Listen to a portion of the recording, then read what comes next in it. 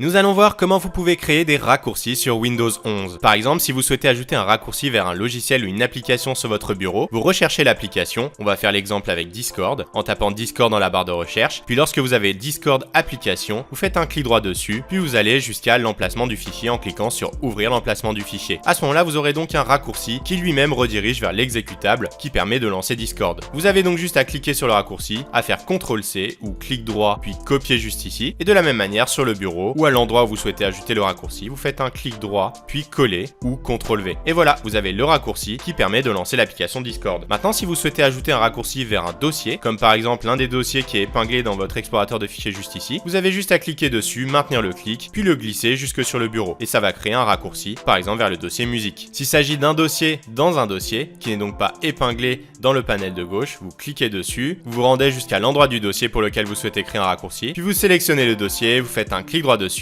vous allez dans Show More Options pour récupérer les options de Windows 10 si vous êtes sur Windows 11, et juste là, vous faites Envoyer vers, puis Bureau, créer un raccourci. Et voilà, maintenant vous avez le raccourci vers votre dossier. Attention, petite remarque, la méthode de sélectionner le dossier puis de le glisser sur votre bureau ne va pas fonctionner pour les dossiers qui ne sont pas épinglés dans le panel de gauche. En fait, au lieu de créer un raccourci, ça va plutôt copier les données dans un nouveau dossier qui sera sur le bureau. Et donc vous aurez deux dossiers différents et non pas un raccourci vers le dossier. Alors qu'avec la méthode de créer un raccourci, si je double-clique sur le dossier test raccourci, j'arrive bien correctement à mon dossier test qui était dans les téléchargements et non pas un nouveau dossier. Voilà, n'hésitez pas à nous donner vos meilleures idées en commentaire, à vous abonner à la chaîne, à commenter, à liker la vidéo, et on se retrouve pour plus d'astuces et de tutos en une minute.